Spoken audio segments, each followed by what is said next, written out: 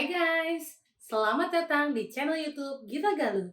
Hari ini gue mau membahas kisah seorang serial killer lagi guys, yang terkenal sebagai Angel of Death, dan korbannya itu banyak banget.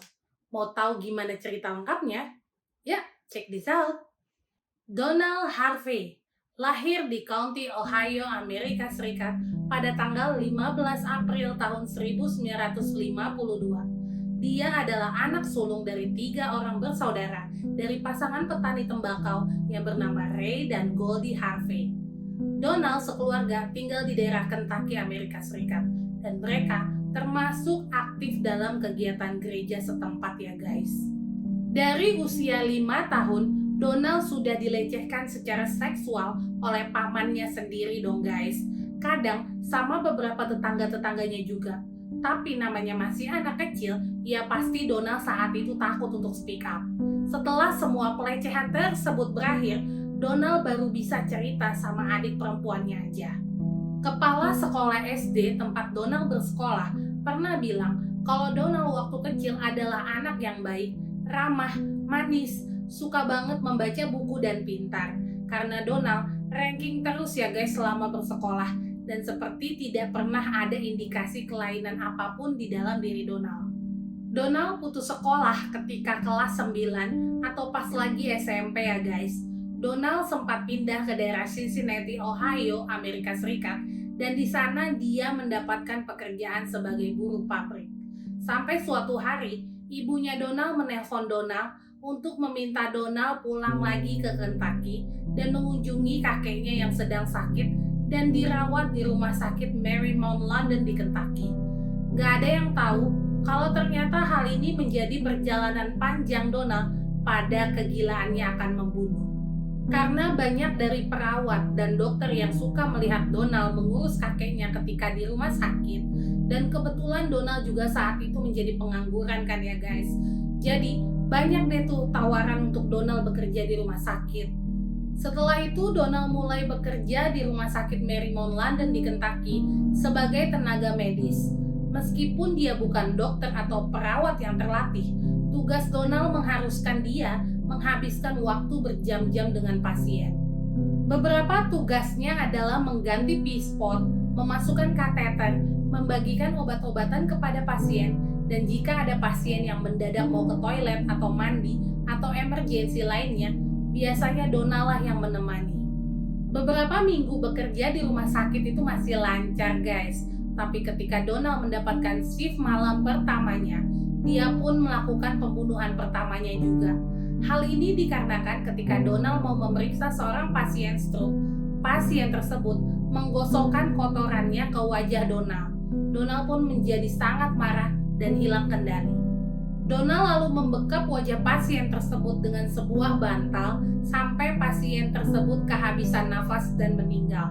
Setelah pembunuhan itu, Donald membersihkan pasien dan langsung mandi sebelum memberitahu perawat lain bahwa pasien telah meninggal. Hanya 3 minggu setelah pembunuhan yang pertama, Donald melakukan pembunuhan keduanya dengan cara memutuskan selang oksigen seorang wanita tua yang sedang tertidur. Dan rumah sakit belum mendeteksi kecurangan apa-apa terhadap 2 pembunuhan Donald. Hal inilah yang membuat Donald semakin berani guys. Entah karena kebosanan, kesempatan, atau eksperimen, tapi metode yang digunakan oleh Donald selalu bervariasi di setiap pembunuhan. Donald menggunakan banyak barang seperti kantong plastik, bantal, berbagai obat-obatan, dan dia membunuh lebih dari selusin pasien dalam setahun guys. Tapi ada satu kasus yang sangat brutal yang digunakan Donald dalam membunuh guys. Jadi ada seorang pasien yang sempat bertengkar dengan Donald. Kayaknya pasien itu tahu deh kalau Donald mau membunuhnya. Jadi Donald pernah dilempar pakai pispot guys sama si pasien. Karena marah, Donald menunggu sampai malam tiba. Lalu dia menyelinap ke kamar pasien dan memasukkan gantungan baju atau hanger yang besi ke dalam kateternya. Akibat luka tusukan tersebut, pria itu mengalami infeksi dan meninggal beberapa hari kemudian. Pernah suatu hari Donald ini lagi mabuk guys. Terus dia ngoceh-ngoceh gak jelas deh tuh tentang pembunuhan yang dia lakukan di rumah sakit. Beberapa perawat sempat memeriksa ocehan si Donald ini, tapi karena gak punya bukti apapun, akhirnya rumah sakit gak bisa menuntut apa-apa guys. Sampai pada tahun 1972, Donald mendaftarkan diri ke militer Angkatan Udara Amerika Serikat. Tetapi setelah 9 bulan Donald di sana, akhirnya dia diberhentikan karena Donald pernah mencoba melakukan bunuh diri sebanyak 2 kali dan hal tersebut diketahui oleh polisi militer. Selama Donald menganggur, dia nggak bisa mengendalikan keinginannya untuk membunuh guys. Akhirnya Donald memutuskan untuk masuk ke Pusat Medis Administrasi Veteran. Ini semacam rumah sakit jiwa ya guys, yang ada di Lexington, Kentucky, Amerika Serikat. Karena keinginan Donald untuk menyakiti diri sendiri itu kuat sekali, Donald sampai ditempatkan dalam penjagaan yang ketat dan menerima 21 perawatan terapi kejut listrik guys. Sampai dengan tanggal 17 Oktober tahun 1972, Donald baru diperbolehkan untuk keluar dari rumah sakit.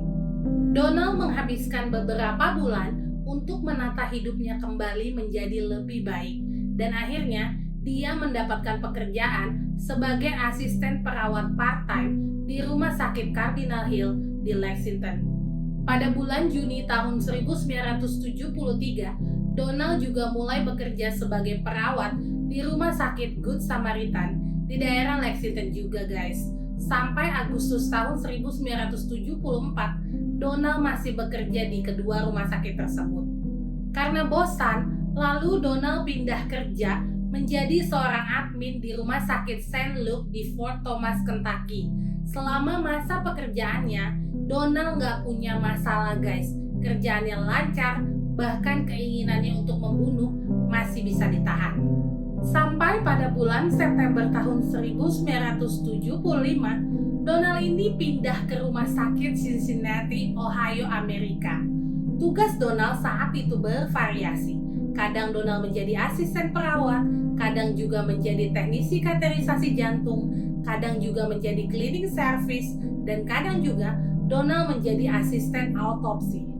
Di saat itulah sepertinya Donald melihat ada peluang nih. Dia mendapatkan pekerjaan shift malam yang pengawasannya lebih sedikit dan akses tanpa batas ke hampir seluruh area di rumah sakit.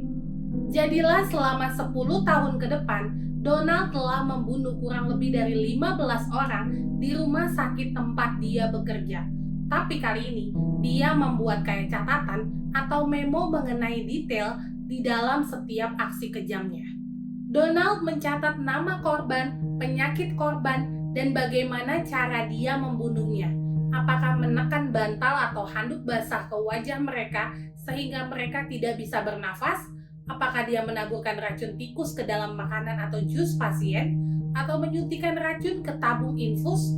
Dan semakin hari, Donald juga semakin belajar cara menyembunyikan kejahatannya. Tapi yang paling terkenal adalah cara Donald membunuh dengan menggunakan racun ya guys. Selama bertahun-tahun, Donald mencuri 30 pon sianida dan arsenik dari rumah sakit. Lalu dia nyimpennya itu di rumah. Donald meracik sianida dan arsenik yang dia curi di rumahnya, lalu membawanya kembali ke tempat kerja. Pada tahun 1980-an, Donald mulai berpacaran dengan seorang lelaki yang bernama Carl Howard dan mulai tinggal bersamanya. Emang dasar si Donald ini udah sakit ya, pacarnya pun juga ikut diracun dong sama dia. Donald takut kalau pacarnya akan berselingkuh dari dia. Donald memasukkan arsenik sedikit demi sedikit ke makanan pacarnya, yang menyebabkan Carl menjadi sakit dan sulit untuk meninggalkan apartemen mereka. Gak cuma pacarnya yang diracun ya guys, tapi orang tua dari pacarnya pun ikutan diracun sama si Donald, sehingga menyebabkan ayah dari Carl yang bernama Henry Howard menderita stroke dan harus diopnam di rumah sakit. Gak cukup sampai masuk rumah sakit aja ya guys, Donald mengunjungi ayah Carl dan di sana dia memasukkan sejumlah racun ke dalam pudingnya Henry, sehingga malamnya Henry pun harus meninggal.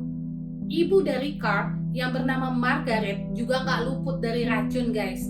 Donald meracuni Margaret selama beberapa tahun. Dengan segala racun yang ada di tubuhnya, syukurnya Margaret masih tetap hidup, guys. Anak mana yang gak marah lihat kedua orang tuanya diracuni bahkan dibunuh? Carl pun putus dari Donald dan meminta Donald untuk meninggalkan apartemen tersebut.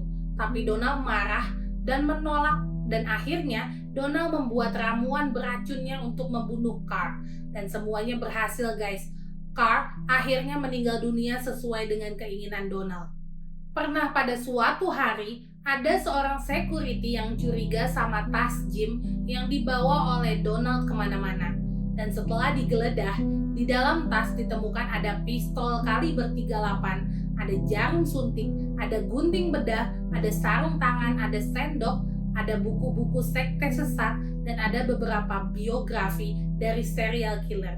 Karena hal inilah, akhirnya dia didenda $50 Amerika dan Donald diberikan pilihan untuk mengundurkan diri dari rumah sakit.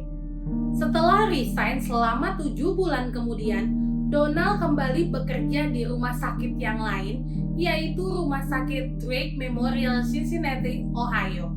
Dan selama 13 bulan berikutnya, Donald sudah menjadi mesin pembunuh karena membunuh sebanyak 23 orang, guys. Sampai akhirnya, pihak rumah sakit udah mulai curiga ya, guys, setelah kematian seorang pasien yang koma bernama John Powell. Pada saat diautopsi, mayat dari John Powell ini mengeluarkan bau kacang almond yang samar, yang mirip dengan wangi sianida. Awalnya polisi menyelidiki keluarga pasien, tapi nihil nggak ada motif apapun. Akhirnya polisi mulai menyelidiki para pegawai rumah sakit termasuk Donald. Kebetulan panggilan Donald di rumah sakit adalah Angel of Death, karena Donald ada di setiap pasien yang meninggal. Akhirnya polisi memutuskan untuk fokus menyelidiki Donald. Pada bulan April tahun 1987, polisi menemukan segudang bukti fisik di apartemen Donald yang dapat memberatkan dia. Donald pun sempat ditangkap dengan tuduhan pembunuhan, tapi akhirnya dia dibebaskan dengan alasan mentalnya terganggu dan hanya membayar denda sebanyak $200.000 Amerika. Setelah beberapa bulan kemudian, polisi mendapatkan bukti tambahan. Donald ini ditangkap lagi ya, guys. Dan sekarang Donald ini ngaku kalau dia telah membunuh kurang lebih dari 70-80 orang. Tapi polisi yakin jumlah korban dari Donald sebenarnya bahkan sampai ratusan, guys. Di persidangan, Donald mengakui semua kejahatannya dan Donald dijatuhi hukuman penjara seumur hidup. Sidang pembebasan bersyarat dijadwalkan pada tahun 2047 ketika Donald sudah berusia 95 tahun. Tetapi sebelum semua itu terjadi, Donald ditemukan meninggal dunia di dalam selnya karena dia dipukulin dan dibunuh oleh teman satu selnya yang bernama James Elliot pada tanggal 30 Maret tahun 2017. Pernah ada seorang reporter yang mewawancarai Donald. Donald mengatakan bahwa dalam membunuh, dia merasa seperti Tuhan yang senang mengendalikan hidup orang lain. Apakah mereka harus hidup atau mereka harus mati? Demikian guys cerita kita untuk hari ini. Semoga nggak ada lagi ya guys orang-orang macam Donald Harvey ini di muka bumi ini. Terima kasih banyak buat kalian semua yang udah nonton video ini dari awal sampai akhir. Jangan lupa untuk selalu support channel YouTube ini dengan cara like, comment, subscribe, dan share ke teman-teman kamu. Bye!